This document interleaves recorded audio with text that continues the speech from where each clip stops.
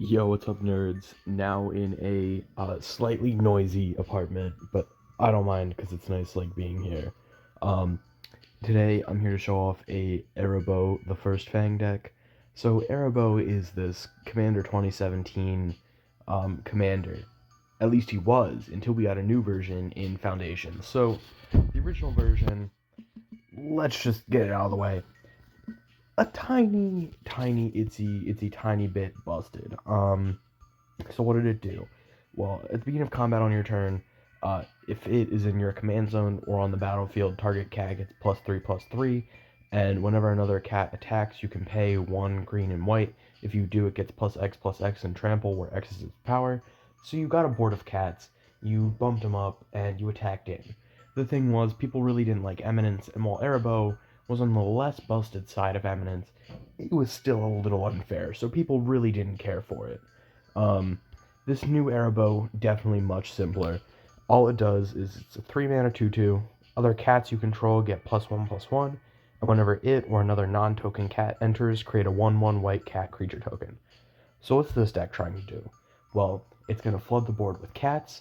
Um, it's going to pump them up with a bunch of field-wide +1/+1s. And then after you pumped up all your cats, you're going to swing in. Cats also, for some reason, around the Mirrodin era, got a lot of equipment synergy. So we have some equipment sub-themes going on. It's going to help bump up your board a bit. It's going to do just whatever you need it to do. That being said, let's just get started. So, some miscellaneous creatures. Angelic Cub, when it becomes the target of a spell or ability for the first time each turn, put a +1/+1 counter on it. Um, so equip is an ability. So if you keep like equipping it, it'll just keep getting +1/+1 counters. Plus it's a cat, so it's also gonna create another cat when it enters. It'll help you flood the board because it's just easy to get out. Kemba, Ka, Enduring. When it or another cat enters, you can attach up to 1 equipment you control to that creature. Equipped creatures get +1/+1, and you can pay 5 to create a cat. Really, it's only doing so much. It's going to help you equip your cats, which is nice. This deck really isn't playing any of those like hammer time, big equipments that are going to need that, but it's still nice just being able to equip a couple things for free. Kazul's Flanker, a very nice all-arounder cat, I would say. So for 3 mana 3/1, it's got Flash, and when it enters, you can either gain 2 life and scry 2, which scrying 2 is actually pretty valuable. It's going to let you find hopefully a card you'll need, or a land or whatever else, or you can exile target player's graveyard if you need removal, or you put a +1/+1 counter on it for each creature that left the battlefield under your control this turn. So if your opponent just board wiped, Kazul's Flanker could come in as a big ass creature. I mean, given the amount of tokens you have, um, it's just going to give you different options for different situations. Leonin Elder, whenever an artifact comes into play, you can gain 1 life. So again, when it comes in, it's also going to be creating you a cat because of Arahbo. So it's just giving you a little bit more value. Plus, it's going to give you value from the artifacts we're playing. Because we've got banners, we have equipments. Plus, cats also have a little life gain thing going on, so it's going to help with that too. Leonin Shikari, you can activate equip abilities anytime you can activate an instant. It's just going to make your cats harder to block. I mean, they could block your 2/2 with a 2/2, and then bam, you flash equip. Plus, again, it's going to create a cat with Arahbo, so it just felt about right. It's okay to get a 2 mana 2/2 with a cool ability, plus it'll create you a cat with Arahbo. Arahbo is just adding a little bit more synergy to everything, and some of these cards wouldn't be good enough without that ability, but just seem good enough with it. Roaming Throne, when it enters, it becomes a cat, and if a triggered ability of another creature you control that's a cat triggers an additional time. So whenever you play a cat, you're going to get 2 cat tokens from Arahbo. It's just going to add to that value game plan. It's kind of a similar situation to like Panharmonicon. We're not playing Panharmonicon though because I just didn't think it was doing enough for the deck. But that's a card you could definitely slot in. It's just going to let you create more cats, flood your board, and let you do whatever you want. Sacred Cat, so if it comes back with the Embalm ability, you're not going to get a second token, but it's got lifelink, so it does the little life gain thing. Plus, it'll create a cat token when it enters, so it's kind of just doing what the deck wants. And Trained Caracal, kind of just a worse sacred cat, but I liked having some like smaller, low to the ground cats that are going to be able to get in and either gain you life with lifelink or just I play it, I create a second cat, now I've got 2/1/1s. It just does a little something, plus Arahbo really wants to flood the field more than anything, and with its ability, your 1/1's now a 2/2. Getting 2/2/2s for 1 mana really isn't all that bad. Moving into draw, quote unquote, Conjurer's Mantle is an equipment, which the deck plays equipments, so it just felt about right. And then when equipped creature attacks, look at the top 6 of your library. You can reveal a card that shares a creature type with that creature and put it into your hand, and then put the rest on the bottom of your library in a random order. Plus it gives something +1/+1 in Vigilance. So I mean, you put on Arahbo attacks, and you look at the top 6 for another cat. It's just going to help you get more value and keep spinning your wheels into more cats. Folk Hero is going to give Arahbo the ability, when you cast a spell that shares a creature type with this creature, draw a card. It only triggers once each turn, but just being able to draw an extra card by playing a cat is just going to keep giving you value. Helpful Hunter, it's a simple cat. It comes in, it draws you a card. Pure Steel Paladin is going to draw you cards whenever an equipment enters, which is just kind of the value this deck needs to help continue spinning its wheels, because then if we have ways to draw off of cats and we have ways to draw off of equipments, you don't really have a dead draw, because as long as you can play it, you're then going to draw into something better. Saw, sure, it's an equipment, but you're going to have these expendable cat tokens, and being able to sacrifice a cat to just draw a card when something attacks is going to be a good amount of value, especially because, oh, I play my 3/3 cat, and it creates a 1/1 token when it enters. I equip Saw to it, I sacrifice the token. You weren't really going to do all that much with the token until you had a whole bunch of them, so sometimes it's best to just get that little bit of value now. I mean, sure, all the tokens are technically 2/2s because they get +1/+1 because of Arahbo, but it's just nice to have a way to draw cards. Skull Clamp, again, we do have that problem where the tokens are 2/2s because of Arahbo, so they're not going to just immediately die off of Skull Clamp. But Skull Clamp is just going to be a good way for you to draw cards. Plus, if Arahbo dies, it's way better. You could flood the board with 1/1 cat tokens, and then kill Arahbo somehow, and then just sack them all with Skull Clamp to just draw a bunch of cards. Skull Clamp is just a great equipment and a great draw outlet, so it felt like a natural fit in the deck. Zephyr Boots, flying is pretty decent, and just it's another way to draw cards, plus it's an equipment, so it's just doing a little bit of what the deck needs. Moving into just general equipment, Basilisk Collar is here because of Death Touch, mostly. I think Death Touch is really nice to have. It makes you harder to attack because, oh, you have a 1/1 with Death Touch. I can't attack with my big-ass creature unless I want it to die. So it just makes you a little bit harder to attack. It makes your attacks a little bit harder to block if you do block with that creature, and Lifelink's a little bit helpful too. Heirloom Blade, it does typal stuff, so I mean, when the creature equipped dies, you'll get to find another one, so you can just get more cats, which is always going to be pretty useful, but it's mostly just here as a general equipment. Lion Sash is a cat, it removes things from the graveyard, and it's an equipment, so it does a little bit of everything, and it's definitely just a good value piece for the deck. Moving in, Open the Armory should be in tutors, not equipment. I'm just gonna pretend you don't see this. This did not, definitely did not happen. Stoneforge Masterwork. Equipped creature gets +1/+1 for each other creature you control that shares a creature type with it. Arahbo enters, creates itself, and then it creates a cat on its entrance, and then let's just say you play one more cat, right? And you equip the Stoneforge Masterwork to that other cat, you're going to at least give that creature +3/+3, because every cat is almost counting as 2 cats, because it creates another cat when it enters. Stoneforge Masterwork is going to make something get really big, really dangerous, and it's just going to give you bigger and better creatures. Tarian Soul Cleaver, equip creature has Vigilance, which is nice, and whenever another artifact or creature is put into a graveyard from the battlefield, put a +1/+1 counter on equipped creature. It's a way to bump up a specific creature, especially with so many tokens. Things are going to die. And this is just going to give you a little bit more of a reason not to be sad when your cats die, which is kind of dark, but like, regardless. Um, into the miscellaneous synergy, we're playing another round, Eerie Interlude, and Semester's End, because they have this whole thing where Arahbo doesn't say when you cast a cat spell, it's whenever a non-token cat you control enters. So if you have 5 cats, you can exile them all, have them all come back, and all re-trigger Arahbo to just keep creating more tokens.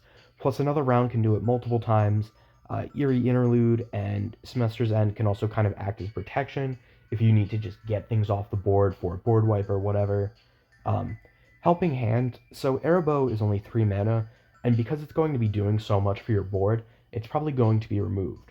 Helping Hand gives you an option to get Arahbo back for 1 mana, so you don't have to pay commander tax. So maybe you play it once, it gets destroyed, you pay 5 and get it back with commander tax, and then once it's destroyed again, you let it go to the graveyard, and then you Helping Hand it, so you don't even have to worry about paying that commander tax. Because that is one of the hardest part of the deck is your commander is definitely removal bait. People want to get rid of it because it's doing so much for the deck. Cryptic Gateway, tap 2 untapped creatures you control. You may put a creature from your hand that shares a creature type with each creature tapped this way onto the battlefield. As far as I know, the creatures don't need to be like hasty, or it's okay if they have summoning sickness.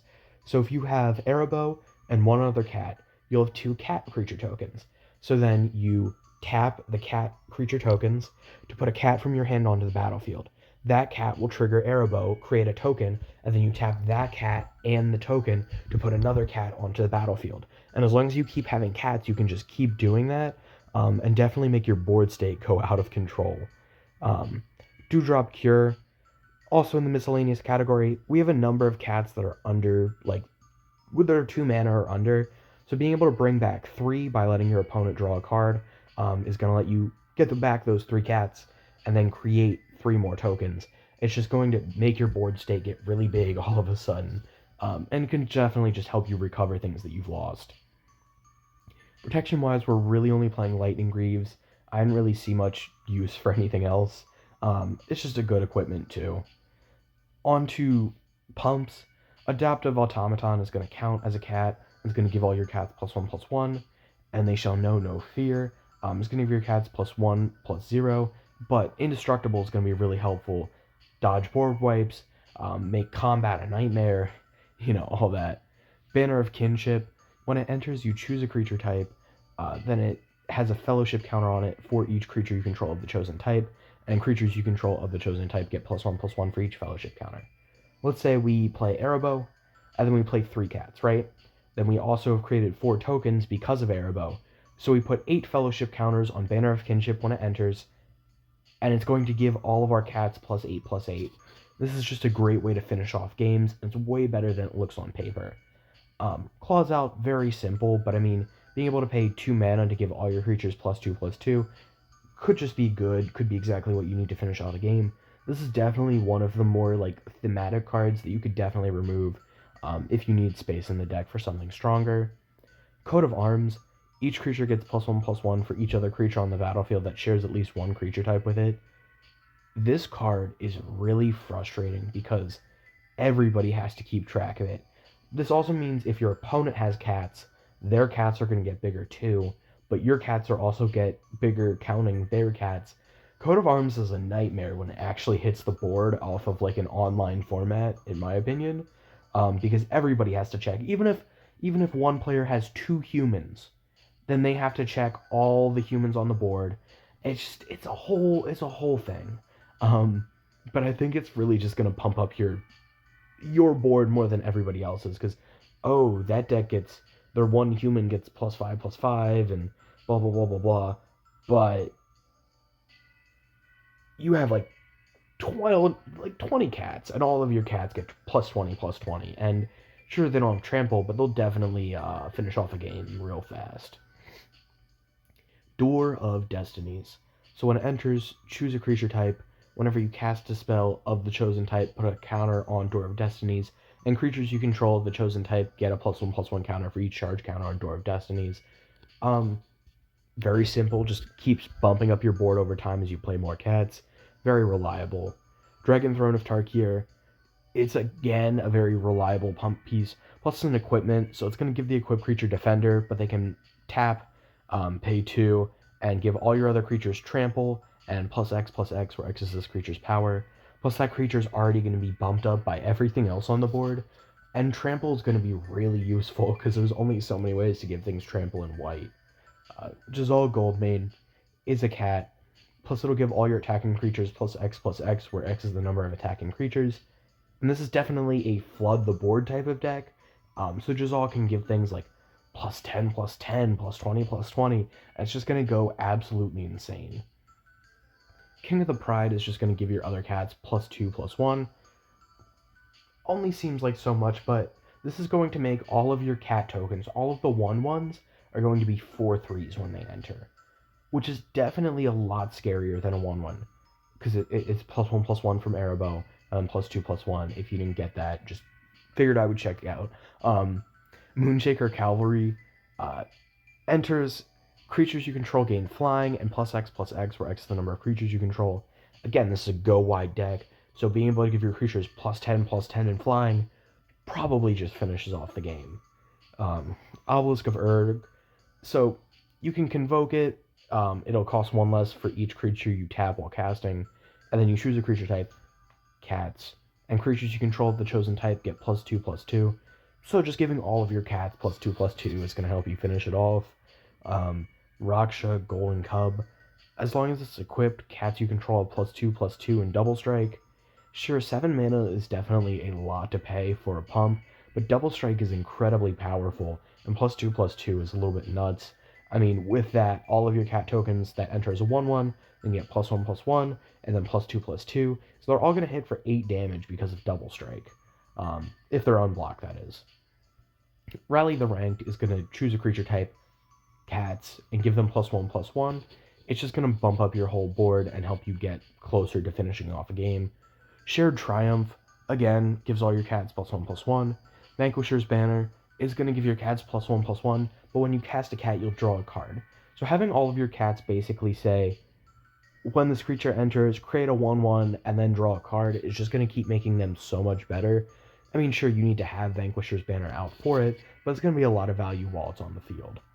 Ramp-wise, we're playing Arcane Signet, Commander Sphere, because I just like that it gives you an option to draw a card. In most decks, I don't play Commander Sphere, but I think drawing is going to be important in this deck. So Herald's Horn isn't entirely a ramp piece, but it's going to let you get cats to hand. So it felt important. Or not get cats to... Well, it will get you cats to hand, but it's also going to make your cats cost less. So, I mean, it's kind of like a ramp, kind of like a draw, whatever. Mindstone, again, I like the fact you can sack it to draw, plus 2 mana to add 1 more mana. This is just a good turn 2 play. Monologue Tax is going to help you create treasure tokens to just hopefully ramp out into whatever you need. Rescos Explorer is a cat, and being able to search for plains is useful, given plains are your only real land type. And then Soul Ring and Urza's Incubator, because just making your cats cost 2 less is good. Making Arahbo cost 2 less is good. It's just a very good tribal card. Excavation Technique. This card is very much built for one scenario. And this is Casual Commander, where you can make a deal with someone. Because if you make a deal with someone, this card says... So originally it says Demonstrate. When you cast it, you can copy it. If you do, you choose an opponent to copy it, and they choose new targets, right? So if you do that, you could destroy target non-land permanent its controller creates 2 treasures for 4 mana. You could target 2 of your own cats, which would also let you create 4 treasures. So the spell basically pays for itself, and then you have that opponent destroy something. Which, in that case, if you make a deal with the opponent where they'll actually do what you want them to do, this card says, destroy target non-land permanent, its controller creates 2 treasure tokens. As a alternative cost to cast this spell, you can sacrifice 2 creatures. Because you can basically just choose 2 of your own cats, create the 4 treasure tokens, and the spell's paid for itself. Um, is that really all that strong? I just like the fact that you could kind of use your cats as a way to get more mana. Plus, you don't have to use that treasure, immediately. So if you wanted to, you could save that and then use it to ramp out into something bigger on a later turn. Harsh Mercy. Each player chooses a creature type. Destroy all creatures that aren't of a type chosen this way. They can't be regenerated. This is a board wipe for everything but your cats. And unless opponents are also playing typal decks, they're going to be a little bit screwed. You're definitely going to get to keep all your shit, and they're a little stuck. Kabira Takedown, it's removal, it's on a land. You're going to have a big board of creatures, so it's just going to deal a bunch of damage to something. Leonin Relic Warder is a cat, plus it's removal, so it felt like it would fit right in. Stalking Leonin removes an attacking creature. It's not perfect, but it's not really understated or anything. It just felt like a good addition to the deck. Swords to Plowshares is removal. Thraben Charm could destroy an enchantment, could exile a player's graveyard, or deals damage equal to twice the number of creatures you control to target creature.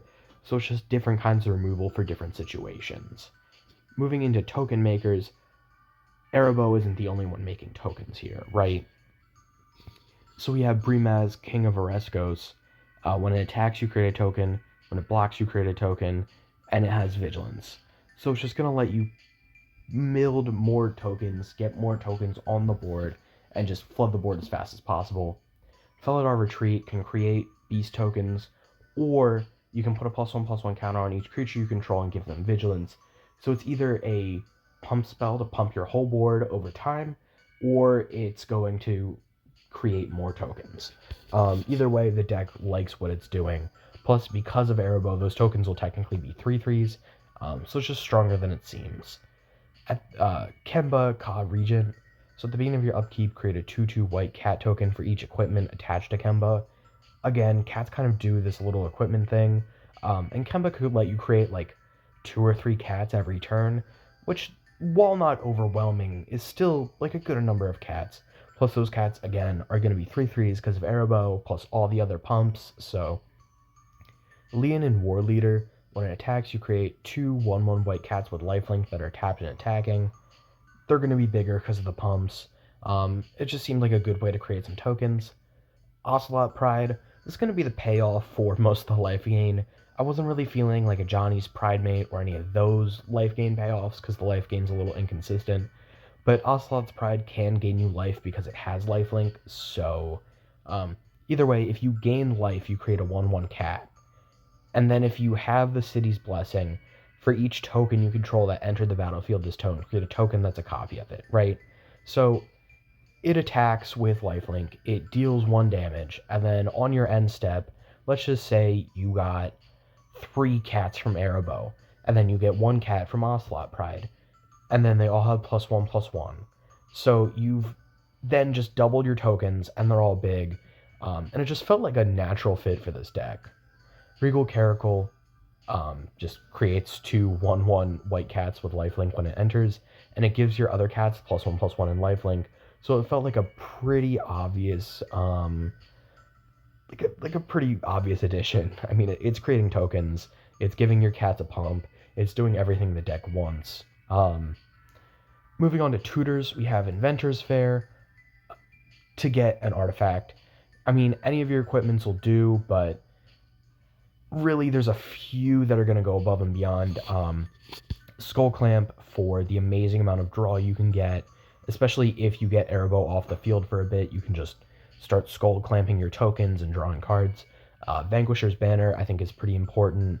I think that Dragon Throne Attack Gear is going to be pretty important. Coat of Arms if you're feeling crazy. Banner of Kinship if you want to win. Banner of Kinship is probably going to win right away. Cryptic Gateway if you have things in hand. Either way, there's a good amount of powerful artifacts to get with Inventor's Fair. Plus, it's just a land. Plus, it'll gain you life if you have an Ocelot Pride out. It kind of does a little bit of everything. Open the Armory. Search for an equipment. Again, I've listed a couple equipments that are really good, but I mean, probably Skull Clamp. Steel Shaper's Gift. Find your Skull Clamp. Urza Saga. you really don't care about the construct all that much in this deck, but getting either a Skull Clamp or a Soul Ring off that final ability is really going to be worth it either way. Moving on to lands, Bonder's Enclave for draw, Buried Ruin to get back an artifact, Cryptic Caves for draw, 26 Plains, Secluded Steep, and then 3 Tree City, which when it enters you choose cats, and then you can pay 2 and tap it, choose a color, and add an amount of color equal to the number of creatures you control of the chosen type.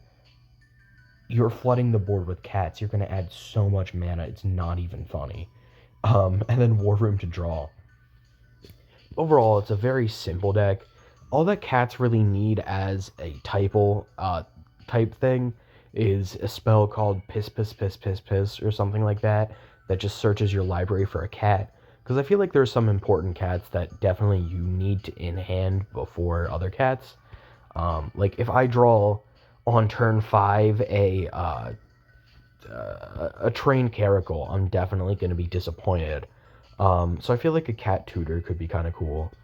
That being said, playing a test hand, we got a mulligan. I think we keep this one. So we go Leonin Elder turn 1, and then Zephyr Boots, turn 2. Buried Ruin, play Arahbo. It'll create a 1/1 cat token. No, that's a 1/1 lifelink cat. That's a cat soldier. That's a cat. Okay, so we create a cat. Now all of our cats have +1/+1, so Leonin Elder can just attack in for 2 damage, and then we go to turn 4. We don't really have much to do on this turn, so I think maybe we play a Command Sphere, pass, play a Plains, play a Brimaz, equip Elder with Zephyr Boots, swing in for 2. We'd create a cat token when Brimaz enters, so then we draw a card, then we get to discard a card, and then we go to turn 6. King of the Pride, so we would get to create cat token, and then all of our cat tokens are going to have +1/+1 because of Arahbo, and then +2/+1 because of King of the Pride. And if anybody attacked us during the last turn, we would have created more cats with Brimaz. At this point, we could use and they shall know no fear. If anything tries to get destroyed, we can give it indestructible. But I feel like we just kind of like move on, play Cryptic Gateway, can't do much. Banner of Kinship. Definitely seems like we kind of bricked there. I mean, we probably would have won, but it was still kind of a brick. I usually don't like keeping 1-landers, but I actually think this will work. So we go Ocelot Pride, pass, Stoneforge Mist, pass. Wow, okay, severely punished. As to be expected, really. Sorry, that was terrible tapping. Into Mind Stone, then Mind Stone into Areskos into Search for 3 Plains, move to hand, shuffle into War Room, Arahbo into Lion Sash, create tokens, and then I guess at this point, just start bumping stuff up. So everything gets +1/+1, and then +1/+1, and then +1/+1. So all of our cats get +3/+3, and then we just start swinging in.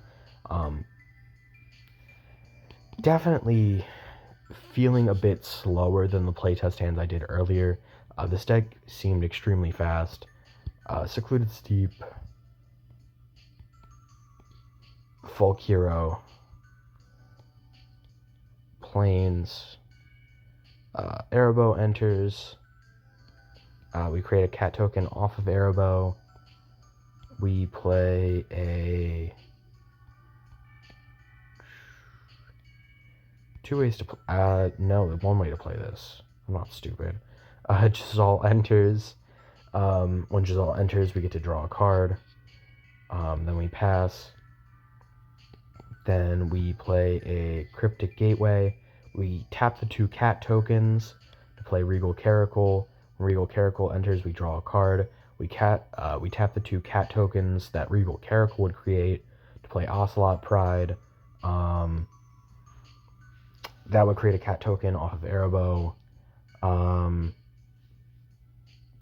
of our cats have lifelink, so I guess we would swing in. And then since we have the City's Blessing, we would get to copy the 2 Regal Caracal cat tokens and the Arahbo cat tokens, and then Ocelot Pride would create a cat token. So we would be creating 5.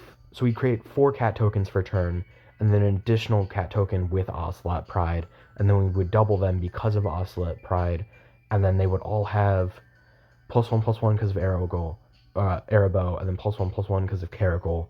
So they would all be 3/3s with lifelink. Basically, we have 30 power on the board. At this point, there really isn't much that can be done. We could tap 2 of them, play Raksha, draw a card, tap Raksha and the one that we created, draw a card. Well, we wouldn't draw an additional card. We only get once off of Folk Hero. But even then, we would play Conjurer's Mantle. We would equip Conjurer's Mantle to Raksha. She'll give all of our cats +2/+2 and double strike. So all of our cat tokens are now hitting for 5 and have lifelink and have double strike. So they're hitting for 10. And then we basically won the game from there. This deck is definitely explosive if you can get it in the right kind of hand, I guess. That being said, this has been MTG Man. I don't really know what I'm gonna upload next. Before this, I was working on a Zul deck, Zulashore Lich Lord, so you can cast target zombie creature from your graveyard. The whole idea was you take these annoying, like a Curse Marauder, where when it enters, each player sacrifices a non-token creature, and you would just kind of loop them with Zulashore to destroy your opponent's board and be really fucking annoying. And then you'd also have like Miasmic Mummy, so that you could just keep looping it and making them discard cards. But the deck seemed a little bit miserable. There was also like I was trying to figure out a way to loop Staff of Domination. It didn't seem very fun. It seemed very mean. So I really don't know what I'm going to be working on next. I mean, I've been doing a lot in like my personal life, so I don't know. Let me know what you want to see next. Do you have any other recent, Foundations commanders you want to see? Let me know in the comments. Peace, I guess.